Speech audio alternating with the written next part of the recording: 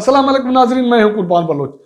जब हम देहातों में रहते थे, छोटे होते थे, तो वहाँ देहातों में और एंटरटेनमेंट का कोई जराए होते नहीं थे। मेले लगते थे, पीरों फकीरों पे लोग वहाँ जाते थे और वहाँ मदारी खेल तमाशा दिखाने वाले लोग होते थे, वो खेल दिखाते थे। और खेल जब खत्म होता था तो कहा जाता था लाला माल खलास, मना आपने जो पैसे दे दिए वो खत्म हो गए। तो अब अगर फैजाबाद धरने को देखा जाए, जीबी इलेक्शन को देखा जाए, वजीर आजम के ऐलान को देखा जाए, जलसे जुलूसों की पाबंदी के हवाले से, या जहांगीर तरीन साहब की वापसी के हवाले से, तो लोग यार बड़े जालिम हैं, इस चीजों को ऐसे पिरोते हैं एक ही धागे में, तो आदमी को यकीन होने लगता है कि ये बात में कोई दम तो है। तो अब ये सारे लोग ये फैजाबाद धरने को, जीबी इलेक्शन को, जहांगीर तरीन की वापसी को, इन सारी चीजों को कहते हैं कि ये सारा कुछ वो चादर चुराने के लिए था। अब वो चादर चुराने में चोर कामयाब हो गए और अब सब हर जो किरदार है वो अपने घरों को वापस जा रहा है।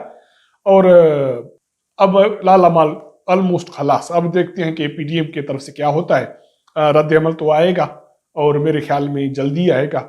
तो आज इस हवाले से हम आपको बताएंगे कि क्या हुआ, फैजाबाद धरना, जीबी इलेक्शन, जहांगीर तरीन की वापसी, और वो उन लोगों की सुनी सुनाई है जहां जिनको सुन के आदमी को यकीन होने लगता है।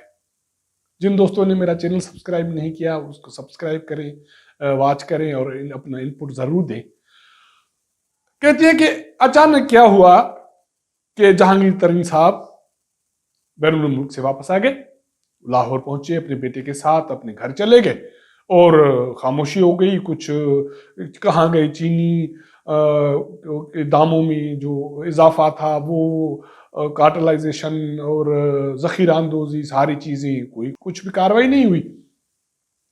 उसके बाद फिर ये जीबी के इलेक्शन का प्रोसेस हो गया। वहां अपोजिशन ने सरतोड़ कोशिश की, पीपल्स पार्टी ने, नून लीग ने इंतखाबात जीतने के लिए, वो भी नतायज आपके सामने आ गए हैं। और अचानक फिर ये हुआ कि धरने शुरू हो गए मजहबी जमातों की तरफ से, खास करके तहरीक लब्बैक की तरफ से। पिछले हफ्ते कराची में हुआ और उसके बाद फिर फैजाबाद में शुरू हो गया। कहानी बताने वाले कहते हैं कि ये सारा प्रोसेस था, सारा अमल था, वो इसलिए था कि जीबी के जो इलेक्शन चुराने के जो बंदोबस्त करने थे, वो सारा ऐसा शोर और मचाने का माहौल पैदा किया गया ताकि जब चादर चुराई जाए तो उस पे जो रद्द अमल है वो सख्त ना हो और वो उसको मिनिमाइज किया जाए। ऐन उस दिन जिस दिन जीबी के इलेक्शन थे, तहरीक लब्बैक का जो मार्च था वो पिंडी पहुंच गया, लियाकत बाग, और उसके बाद फैजाबाद की तरफ आ गया और इलेक्शन हो गए, नतायज आ गए।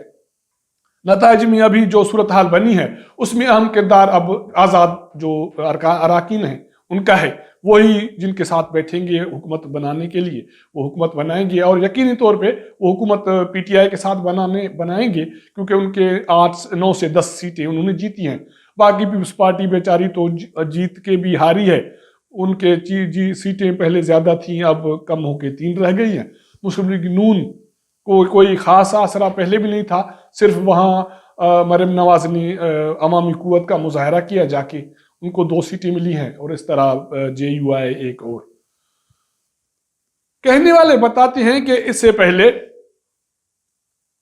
आपको याद होगा 2018 के इलेक्शन, उसके बाद इलेक्शन के दौरान उसके बाद भी एक जहाज चला था और वो जहाज ने काम उठाए थे आजाद उम्मीदवार, और उन्हीं आजाद उम्मीदवारों की रोशनी में एक हुकूमत बनी थी, वो खान साहब की है और वो अभी तक कायम दाम है।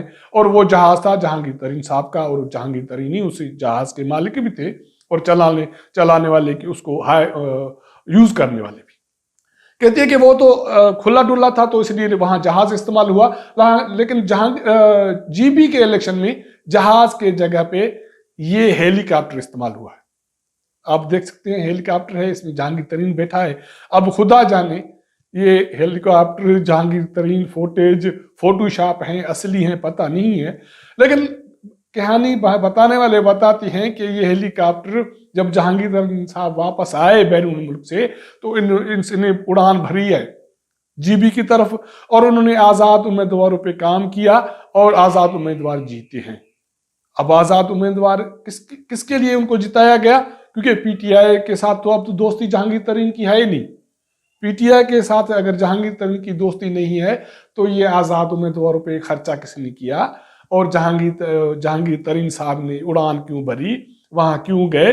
حالانکہ اب یہ ملیں گے تو پی ٹی آئی کے لوگوں کے ساتھ ظاہری طور جو جیتے ہیں جن کی میجارٹی ہے، لیکن یہ کردار ابھی بھی لوگوں کو یقین ہے کہ یہ جہانگیر ترین صاحب نے ادا کیا، اور ابھی اس وقت 7 جو اراکین ہیں آزاد وہ جی بی میں جیتے ہیں اور وہ کردار ادا کریں گے وہاں گورنمنٹ بنانے. یہ تو بات ہوئی ایک طرف. دوسری بات یہ ہے کہ پیپلز پارٹی کو یقین تھا کہ وہ میجارٹی حاصل سیٹیں کرے گی، وہ نہیں ہو رہا. بلاول صاحب ابھی بھی جی بی میں بیٹھے ہیں، احتجاج کر رہے ہیں، اور کہانی بتانے والے کہتے ہیں کہ وہ جو احتجاج ہے اس کا وہ اس کے لیے کوئی بڑا فائدہ مند نہیں ہوگا، کیونکہ وہاں جی بی کے لوگوں کا کوئی ریزسٹنس کا کوئی مزاج نہیں ہے. ان کے اپنے ایک ماحول ہے سوسائٹی کا، اور اپنی ایک سوچ ہے، اور وہ لوگ ابھی اس سال تھوڑے بہت سیاسی طور پہ وائبرنٹ ہوئے ہیں، یا سیاسی جماعتیں نے وہاں جا کے ان کو متحرک کیا. تو اگر بلاول وہاں زیادہ دیر بیٹھے تو ان کو کوئی خاص فائدہ نہیں ہوگا، حالانکہ ان کو کوئی سیاسی طور پہ نقصان ہی ہوگا. دیکھتے ہیں کہ بلاول صاحب وہاں کیا کرتے ہیں. پھر آتے ہیں فیض آباد کے کردار پہ. وہ کہتے ہیں کہ جب یہ الیکشن ہو رہے تھے جی بی کے تو اس وقت چادر چرانے کا سارا بندوبست ہو چکا تھا. تو چادر جب چرائی گئی تو یہ دھرنا بھی شروع ہو گیا لیاقت باغ سے مارچ ہوا، اور آ گیا مارچ فیض آباد میں. اور 3 سال پہلے بھی آپ کو یاد ہے کہ وہاں ایک دھرنا لگا تھا، وہ 3 دن لگا تھا. وہ اس میں کافی چیزیں ان کو فیسلٹیٹ کیا گیا تھا. اس مرتبہ ایسا نہیں ہوا، اور میڈیا کو جو کوریج ہے وہ بھی کرنے نہیں دی گئی، لیکن ان کو باعزت طریقے سے واپس بھیجا گیا. تحریک لبیک پاکستان اور حکومت کے درمیان ایک ہینڈ ریٹن میں ایک معاہدہ ہوا. آپ یہ معاہدہ دیکھ سکتے ہیں. 5 سے 6 نکات ہیں جو طے ہوئے ہیں، اور اس میں ایک نکات یہ ہے کہ 3 سے 4 ماہ میں حکومت پارلیمنٹ کے ذریعے، پارلیمنٹ میں جو سیاسی قوتیں ہیں ان کو اعتماد میں لے کے فرانس کے جو سفیر ہیں ان کو حکومت واپس کرے گی. فرانس میں پاکستان کا سفیر مقرر نہیں کیا جائے گا، اور پاکستان میں فرانسی جو اشیاء ہیں ان کا بائیکاٹ حکومتی سطح پر کیا جائے گا. اور 1-2 اور پہ پوائنٹس بھی ہیں. اس سارے عمل میں، سارے شور غوغا میں جو چادر چرانے والا مسئلہ تھا وہ ایسے سمجھیں کہ اس پہ خاموشی ہو گئی، اس پہ کوئی زیادہ مؤثر جو وائس ہے، آواز ہے، وہ اپوزیشن نہیں اٹھائی پائی. صرف پیپلز پارٹی وہاں احتجاج کر رہی ہے. مسلم لیگ نے ایک آدھو کا بیان دیے ہیں، اور باقی پی ڈی ایم اسلام آباد بیٹھی ہے ساری قیادت، ان کا بھی جی بی کے الیکشن کے حوالے سے کوئی زیادہ رد عمل نہیں ہے. تو یہ سارے کردار تھے، یہ ساری کہانی تھی چادر چرانے کی. اور اس میں جو چرانے والے تھے، جو پلان کرنے والے تھے، کہتے ہیں کہ وہ فی الحال کامیاب ہو گئے ہیں. اور بلاول بھٹو صاحب اب 1-2 روز بیٹھیں گے، کب تک بیٹھیں گے؟ لیکن سارا کچھ جو ہوا ہے تو وہ کہانی جو لالا مال خلاص والی ہے وہ اپنے انجام تک پہنچ گئی ہے. اب پی ڈی ایم زیادہ سے زیادہ رد عمل کرے گی تو وزیر اعظم کے جلسے جلوس نہ کرنے والے اعلان کے خلاف کرتی رہے کیا، پھر بھی ان کو آگے چل کے ایک فیض آباد جیسا ٹیلر اور دکھایا جائے گا کہ قوت صرف پبلک آپ کے ساتھ تھوڑی ہے، ہم بھی تو بیٹھے ہیں. تو یہ ساری کہانی تھی. میں نے کہا، میں نے سنی، میں بھی تھوڑا اس سے متاثر ہوا. میں نے کہا آپ کو بھی بتا دوں. تو وہ آپ سے ملاقات ہوگی اگلے پروگرام میں. تب تک اجازت دیجیے گا. اللہ حافظ.